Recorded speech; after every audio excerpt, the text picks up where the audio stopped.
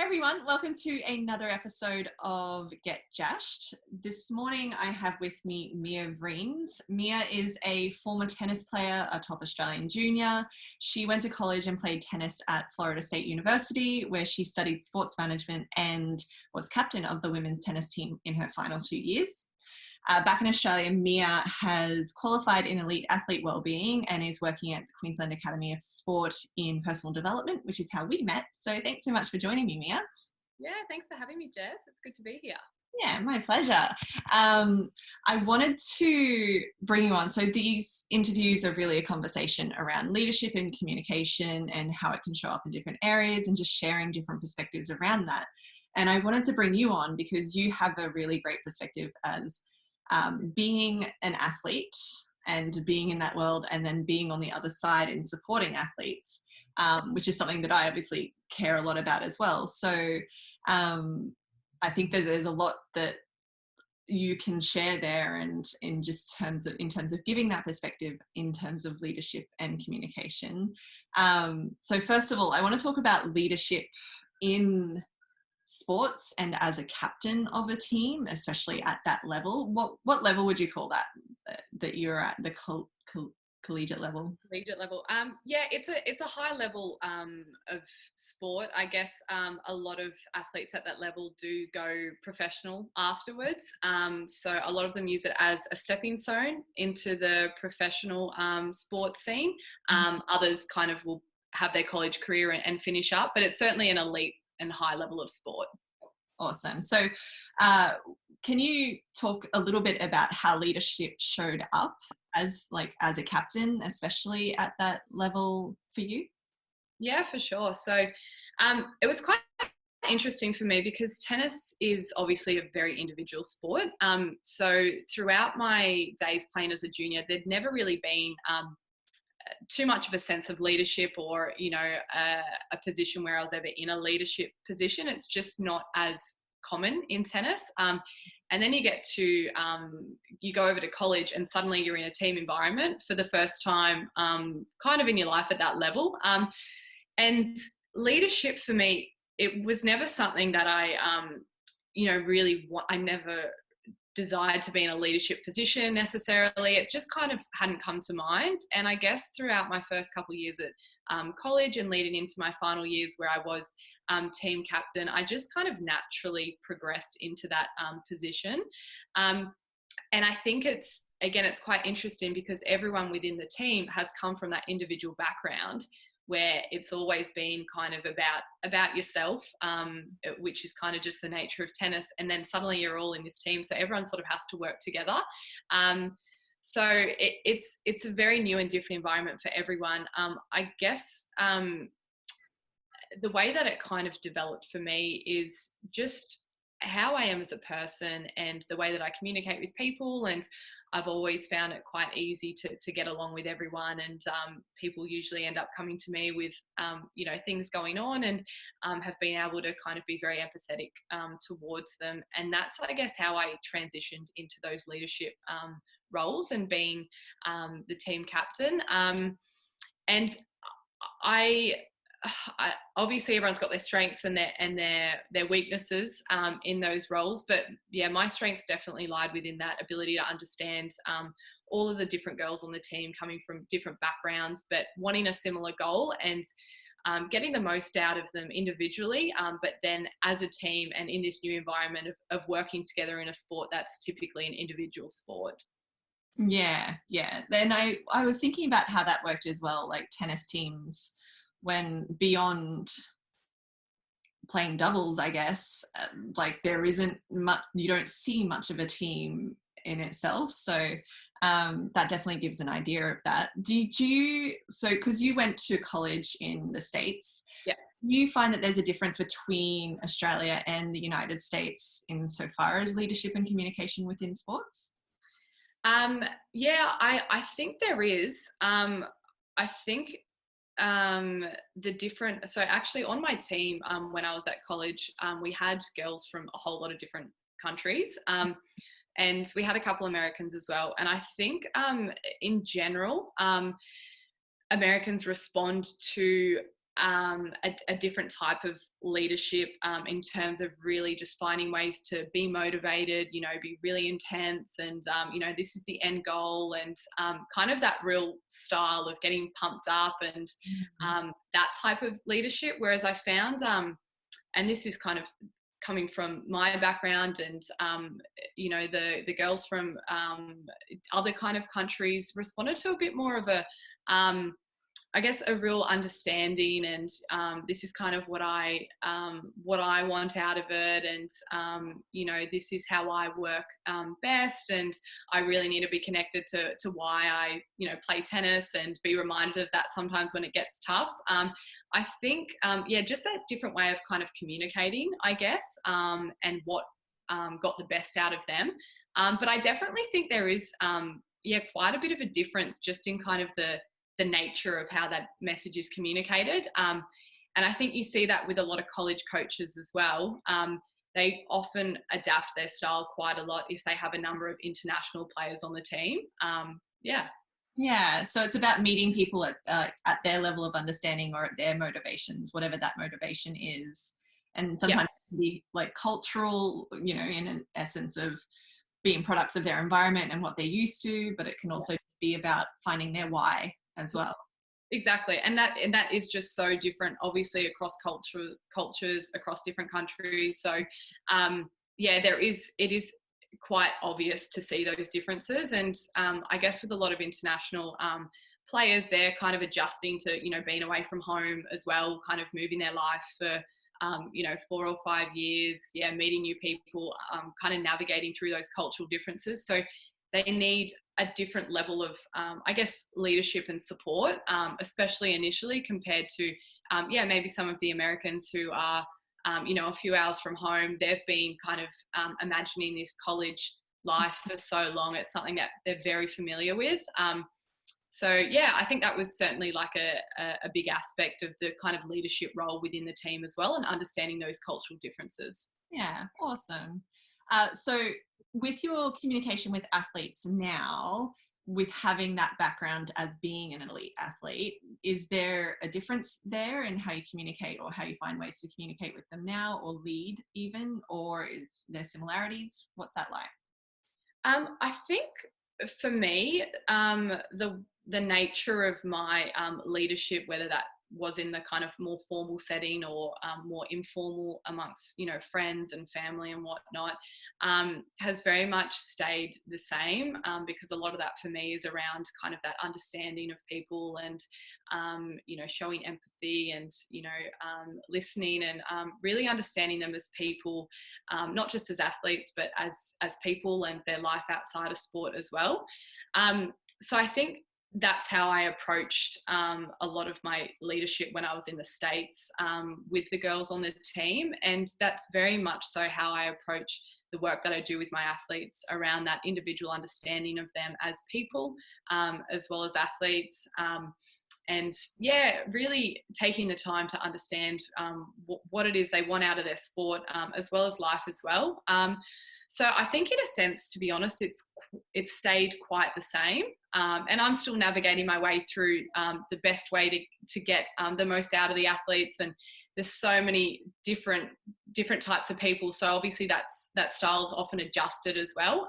But yeah, I think it's quite the same, to be honest. I'm still learning things all the time, the more people you meet with.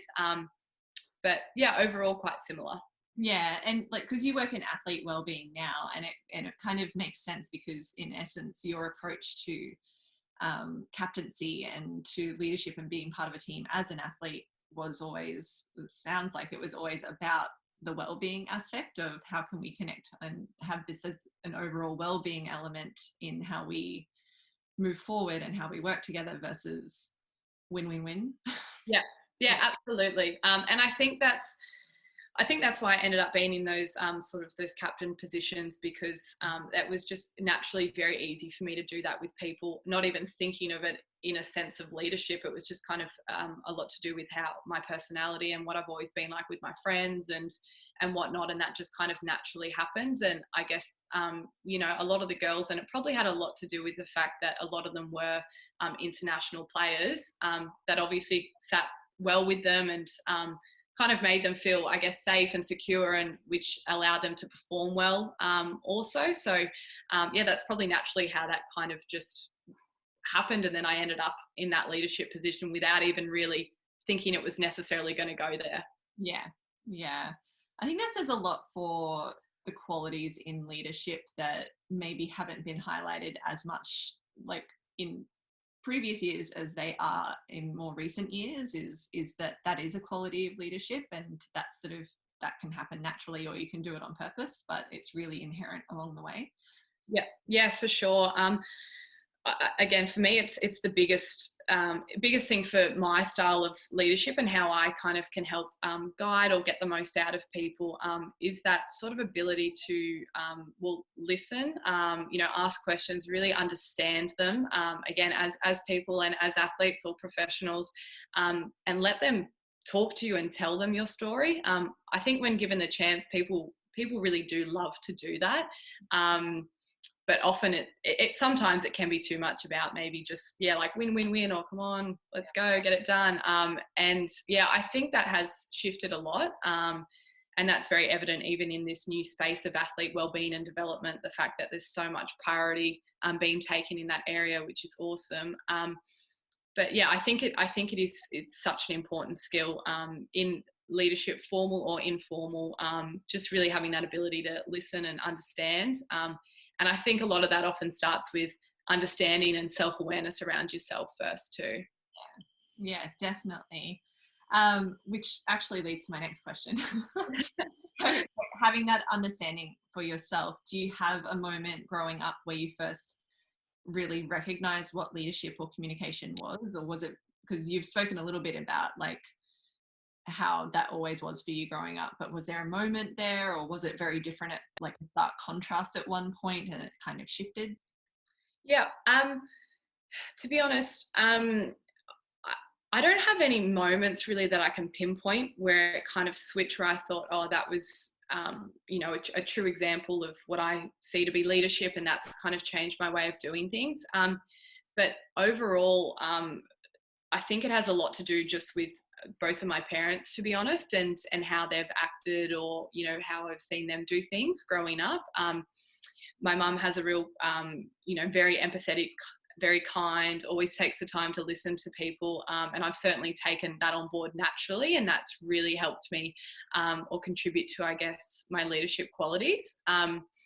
And also my dad, he's always been a successful business owner, and I've been around that since I was a kid up until still today. And the way that he's always gone about treating his staff and treating everyone with respect, and regardless of what role you play in the business, your work is very valued, and you contribute to the overall success, and no one is more important than anyone else. Everyone's role is at the same level, and rewarding hard work of everyone as well, and that was always a huge part of how he did business. And I guess I've seen that growing up all the time. I still see it today in the way that he goes about that. So I think I've not really thought about this much before until I was having this chat with you, and I watched the one from last week, and I thought, I better have a think about that. But I'd never really thought of it like that. But there's a lot of similarities, I guess, with my approach to people, again, in an informal or formal setting, that comes straight from the way my dad's gone about his leadership approach, and then also some of the qualities from my mum. Yeah, that's awesome. And I think like when we can kind of reflect on those moments, whether it's parents or other people or our own kind of light bulb moments, that we can then kind of start to do it on purpose as well. We're like, oh yeah, that really landed, and that's why I like it. Cool. Now I can replicate more of it and just keep doing that approach more on purpose, because that really works, or that feels really good and it feels aligned with me. Yeah, for sure. And I think that's something that has been a bit of a work in progress for me more recently in my new job role, and kind of just being a bit more exposed to leadership talks or workshops. And because I've just quite naturally ended up, or being captain of the women's tennis team, it just kind of happened naturally, or within my friend group, often they like to chat to me about things. And but I've never really taken the time to really think about like why is that, or what is it that you do. And once you do have that understanding, obviously, like you said, it really helps you to replicate that more often, or really build on those strengths. So I think, yeah, it's super important to kind of have that self check-in and think about, what am I really doing well? And also understanding, different areas where you can try a little bit more of, or learn more in. So yeah, I think that's really important. Yeah. Where do you feel like you get, so like what aspects do you feel like you get leadership and how you communicate really, really right, really well? Um, I think, and I mean, I touched on it a little bit earlier as well, but in terms of communication, like just really taking the time to listen, and yeah, show that understanding and being very non-judgmental. And I think that's what has often helped people to feel very comfortable in chatting to me, and therefore helping them kind of come up with different plans or a bit of guidance to help get the most out of themselves. So I think, again, that's just so natural for me. I'm happy to sit and chat with anyone, and nothing really phases me too much about where someone's at, or what's gone on in the past. And I think they feel that on their end. I think one area, or the biggest area for me, I think that I'm still working on, is continuing to be aware of asking lots of questions. And I think sometimes taking more of a backseat. I think obviously it's always good to give really, really great advice if you can and if you know it, but I think I'm really trying to focus on whether it be talking with my athletes, or friends, or whatever setting it is, asking really good questions, and getting them to come up with more themselves and kind of guide themselves through that, and you just kind of facilitating it. And I think that's come out of a number of like little workshops I've done recently, and an area that I want to improve on. So I think that's, yeah, definitely something I can keep working on. That's awesome. That was my next question. So my last question is, where do you feel like there's room for improvement? I'm going to say within the athlete realm, like that can be within your industry as an athlete or otherwise, but where do you feel like there's room for improvement in leadership and communication? From me personally, or just in general? Um, Within the athlete realm, because you've already answered from me Yeah, personally. okay. Within the athlete realm, I think it's so different across athletes and sports. And I think communication is, it can get quite lost between all the different parts that are involved within sport. I think people need to be really proactive in understanding what those kind of lines of communication look like, and making sure the athletes aren't getting sort of bombarded or even confused as to who they're hearing from. And it can often be from a number of different sources on whatever it is that you're trying to help them with, and it's all done with good intentions. But I think that communication line really needs to be kind of clear from the start, and the support staff around the athlete need to work together very closely to get the best out of them. Yeah, I don't know if that kind of answers your question, but yeah. Because it's not to say that it's being done wrong. It's just more about like, and that's why it's good to reflect like on ourselves, but also on our industries or in the groups that we're in, whatever they are, like just sort of where we can do things a little more on purpose. Yeah. Even if it's sort of, if it's getting there, but it's like, where are we actually directing this? Where do we want to direct it to go? So Yeah.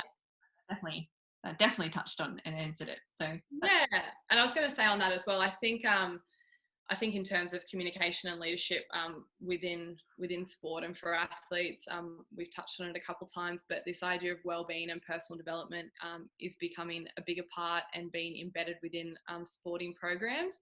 And I think it's really important that is driven, and particularly from athletes within leadership positions as well. I think it's got such a correlation with, performance, and then obviously overall well-being and development within the athletes as well. So I think it's really great if people within the support team can help drive that, but then those leadership positions that the athletes hold drive that as well. yeah, because that's where my passion for athlete wellbeing comes in, is there is a lot of pressure to medal or to succeed and win and win and win, and I guess to a degree that is the whole point, but at the same time it's still a human being there who's under that physical, mental and emotional pressure, and maybe it's not their own pressure either. So it is important to kind of bring that well-being aspect into how we, I think even the media as well, how we communicate with and about athletes and sports too, is, is that understanding. And by having a sense of leadership, then there's the element of, once retirement happens, they still have that feeling of purpose, because being an elite athlete takes a lot of your time and energy, a lot more than just a full-time job as well. So yeah.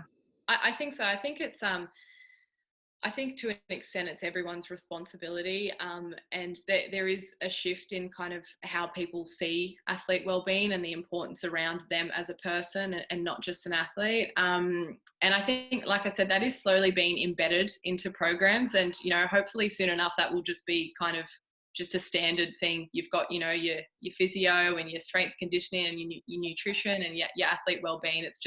It's something that is really valued as a team, as an organization, and then for individuals as well, because it is so important. And like you said, understanding what their purpose is, as a person, and especially when they transition out of sport, it's just crucial. And I think if people can help drive that, that is absolutely kind of, I guess, what leadership looks like too.